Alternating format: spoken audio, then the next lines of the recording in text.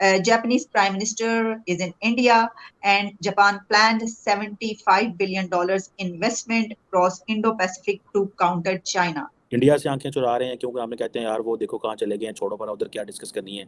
India के prime ministers वे together गोलगप्पे खा रहे थे, वो मीडिया पे आती नहीं है। चीन की हमें वैसे समझ नहीं है। पुतिन और जी जिनपिंग हाथ मिला रहे थे उस दिन जापान और जापान जो है उस सारे का सारा अपना वजन इंडिया के पलड़े में डाल गया। और उनकी वो जो ग्लोबल साउथ की जो पॉलिटिक्स है, ये जो ग्लोबल साउथ के ऊपर डिस्कशन कर रहे थे कि जापान ने इंडिया में प्लेज किया है $75 बिलियन चाइना को काउंट करने के लिए। नरेंद्र मोदी एंड डॉक्टर जयशंकर वो सारी की सारी जो डिबेट है उसको एक्सेप्ट कर गए।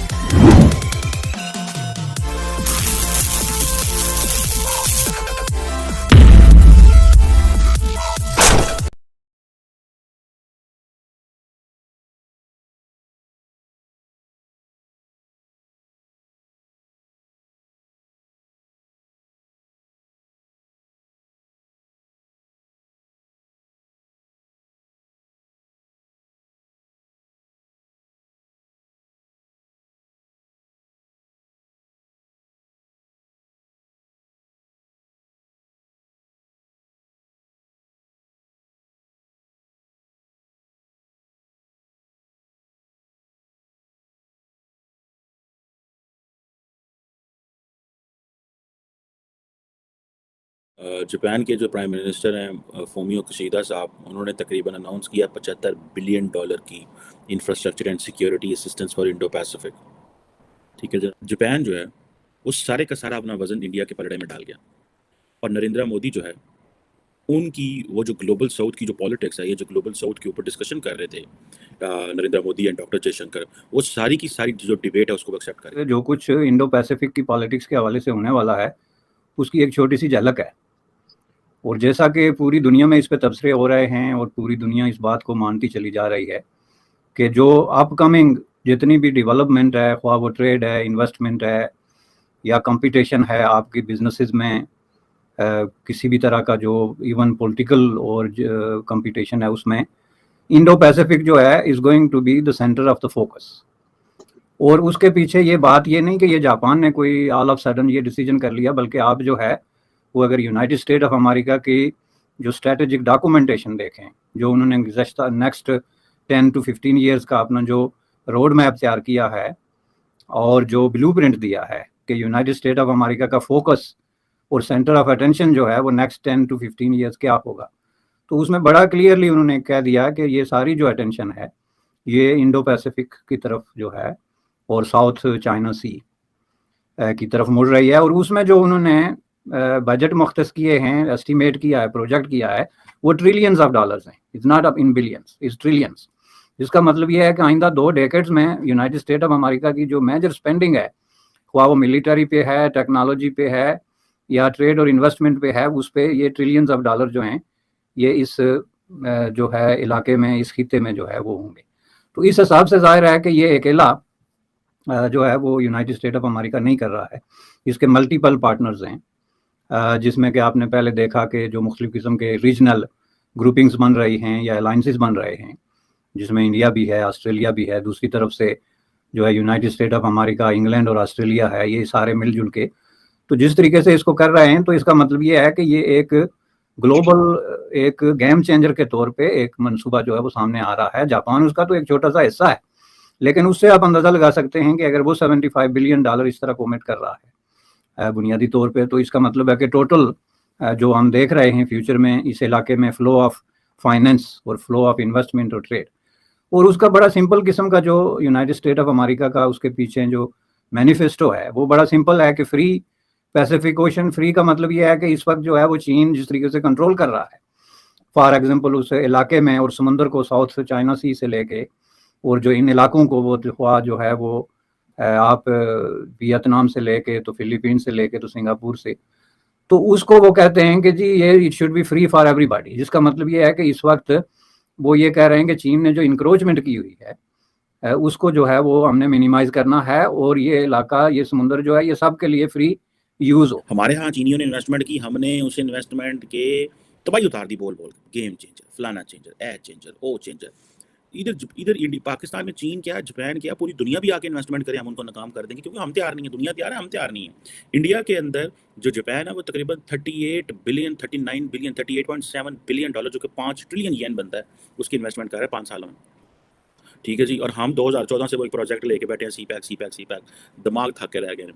सी पैक का कोई कसूर नहीं है। देखिए, याद रखिए, जो दूसरे मुल्क आते हैं आपके मुल्क में इन्वेस्टमेंट कर रहे हैं, उनका कोई कसूर नहीं होता। वो एक प्लान लेके आते हैं, आपने इन्वेस्टमेंट रिसीव करनी होती है, आपने किन टर्म्स एंड कंडीशन पे वो इन्वेस्टमेंट लेनी है, आपका रिटर्न और इन्वेस्टमेंट क्या है, बहुत सारी और चीज़ें होती हैं जो आप देखते हैं, जिसको देख के आप किसी का पैसा लेते हैं, आप बैंक में जाते हैं, आप देखते हैं कि यार ये मुझे कर्जा दे रहा है, इन टर्म्स कंडीशन पे दे रहा है, मेरे पास इतना पैसा है, मैं इसको कल को इतनी देर रिटर्न करना, दिल करता है साइन करें, नहीं दिल करता ना साइन करें, वापस आ जाए। हमने वो साइन किया हो ना सी, उन्होंने गाला काटने चीनिया कि ये हमारा कुछ देते नहीं है। ठीक है जी। अब ये जो चीज़ है कि G7 का जापान जो है वो लीडर है इस वक्त, ये G20 के लीडर बने हैं। अब वो कह रहे हैं जी हम वियतनाम को, साउथ कोरिया, ब्राज़ील और इंडिया को G7 में बुला रहे हैं। ठीक है जी। और अब मज़े की बात है कि वो आज भी इंडिया के साथ defence equipment, trade, health, digital economy, मतलब India is going far ahead from Pakistan. ठीक है। मैं I will have to accept it कि हम तो समझे थे यार ये इन्होंने, हमारे जो लीडरान हैं, ये इन्होंने हमारे लिए बड़ी प्लानिंग की हुई है। कोई प्लानिंग नहीं की थी इन्होंने। ये तो जिन्होंने कहते हैं ना, इन्होंने सानू वो एक अनजाने में मरवा दिया है कि बताया कुछ और, करते कुछ और है। जापानीज प्राइम मिनिस्टर इंडिया पहुंचे, वहां पर उन्होंने कहा गया, हर जगह यही एक न्यूज चली कि 75 बिलियन डॉलर्स प्लेज किए हैं, और वो ये कि चाइना को काउंटर करने के लिए। तो आप समझते हैं, जो मैंने आपसे कहा कि क्या रिएक्शन, तो क्या चाइना ऐसा कुछ फील कर रहा है कि अब रेस उसके और इंडिया के बीच है, और उसको भी अपना फिर सारी जो सेटिंग्स हैं वो भी करनी है, दूसरी तरफ भी सेटिंग्स हो रही हैं, तो वो रशिया पहुंच गया, और इस बिना पर क्या इंडिया और रशिया के बीच जो ताल्लुकात हैं उन पे कोई असर पड़ सकता है, आप समझते हैं? मतलब एक अजीब सी खिचड़ी पक रही है ना वहाँ पर। सो फॉर एग्जांपल, अगर अमेरिका के साथ उतना ताउन नहीं करने की वजह जो बार बार इंडियन गवर्नमेंट ने और इंडिया के एक्सटर्नल अफेयर्स मिनिस्टर जयशंकर साहब ने दी है, वो कह रहे हैं कि हमारे रशिया के साथ बहुत पुराने ताल्लुकात है। 71 को रेफर करते हैं जब रशिया ने मदद की थी इंडिया की। तो ये कहना कि we are good friends and partners. लेकिन अगर आप पिछले एक साल से अगर आप फोटोग्राफ्स वगैरह देख रहे हैं, तो सिर्फ क्वाड धूम मचा रहा है दिल्ली में। ब्लिंकन आके चले गए, जर्मनी के चांसलर आके चले गए, अब फिर ये क्वाड के जापानीज प्राइम मिनिस्टर भी वहां पर आए हैं, फॉरेन मिनिस्टर आए थे क्वाड के मीटिंग के लिए, ऑस्ट्रेलिया के प्राइम मिनिस्टर आके गए। तो आपको पुतिन नजर नहीं आ रहे हैं, ना पुतिन नजर आ रहे हैं दिल्ली में, ना नरेंद्र मोदी नजर आ रहे हैं आपको मॉस्को में। सो मॉस्को में कौन है वहां पर? शी जिनपिंग है। सो रिगार्डलेस ऑफ इंडिया बोल एक चीज रहा है, लेकिन हमको जो नजर आ रहा है कुछ और है। You can see the alliance between China and Russia becoming stronger, और इंडिया और द क्वाड के स्ट्रॉन्ग। एंथनी ब्लिंकन ने 2-3 बार धमकी दी चाइना को, और जॉन कर्बी जो नेशनल स्पोक्स पर्सन है व्हाइट हाउस के लिए, नेशनल सिक्योरिटी काउंसिल यहाँ पर, दोनों ने बार बार कहा है कि इनडायरेक्टली कि चाइना को कि वो हथियार ना दें रशिया को, राइट। बट ये बात उन्होंने कभी इंडिया के बारे में नहीं की। दे डू नॉट फियर कि India is going to go and support Russia. India की सपोर्ट रशिया को बहुत महदूद है। एक तो यूएन सिक्योरिटी काउंसिल में उन्होंने डायरेक्टली कंडेम नहीं किया, और जितने भी पब्लिक इवेंट्स है उसमें डायरेक्टली रशिया को कंडेम नहीं किया। इसके अलावा इंडिया का दूसरा चीज ये है कि उन्होंने तेल खरीदे, जिससे इंडिया को ज्यादा फायदा हो रहा है पैसे का। I mean it's helping Russia also, but it's also helping India. लेकिन China is taking itself out. China का जो ट्रेड हुआ है 2020 में, $190 बिलियन का ट्रेड हुआ है, कंपेयर टू 35 बाय इंडिया, तो तकरीबन 6 गुना ज्यादा। So China has come very close to Russia, और ये वेस्ट में काफी डर है कि अगर रशिया हार जाता है ये जंग, या रशिया को ह्यूमिलिएट कर दिया जाता है, या जिस तरह जर्मनी को किया गया था आफ्टर वर्ल्ड वॉर 1, तो Russia will become a vassal state of China. मतलब Russia will become the second Pakistan for China. अब चाइना के 2 पिल्ले होंगे फिर एक के बजाय। So that will be the thing, that is the big fear. और लेकिन रशिया इज नॉट ए मामूली मुल्क, it has tremendous military technology, जबरदस्त है, हाइपरसोनिक मिसाइल्स है, उसकी एयरफोर्स के jet fighters are quite supposedly competent, nuclear weapons का आर्सेनल है। So they don't want it fully align with China, और वो एक दूसरे से ट्रेड करके they could probably continue to grow in their economic issues also. तो वो डर जरूरी है। जापान जो है सो जो पैसे खर्च कर रहा है, they are planning to increase their defense budget significantly. काफी करीब आने की कोशिश कर रहे हैं इंडिया के लेवल पर।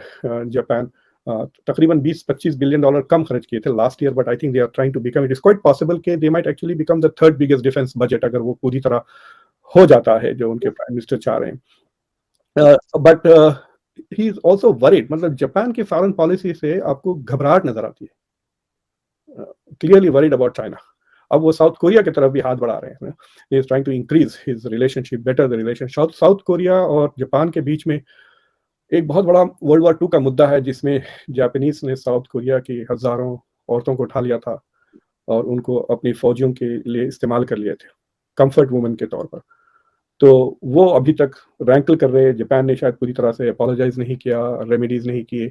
तो वो साउथ कोरिया और जापान के बीच में एक पुराना मसला है और उसको रिजॉल्व करना चाह रहा है ताकि वो साउथ कोरिया, तो China, Japan is trying to build its alliances. अब इंडिया के साथ भी मेरे ख्याल से खुद there is going to be visits to Japan India की तरफ से और साउथ कोरिया के पास से। So there are lot of diplomatic activity तो जरूर काफी एक्सेलरेटेड होगी और काफी फ्रीक्वेंटली हो रही है क्वाड को लेकर। तो ऐसा नजर नहीं आ रहा कि India is staying away from Quad। ये जो बातें करते हैं ना, we're going to make equidistance from China, from Russia and from the West, वो equidistance नजर नहीं आता मुझे। हाँ, it looks very close। दूसरी चीज ये है कि जिस दिन चाइना, रशिया, पुतिन और जी जिनपिंग हाथ मिला रहे थे, उस दिन जापान और इंडिया के प्राइम मिनिस्टर्स वे टुगेदर गोलगप्पे खा रहे थे वो। सो द इमेजरी जो आपको नजर आ रही है कि अलायंसेस के फॉर्मेशंस आ रहे हैं।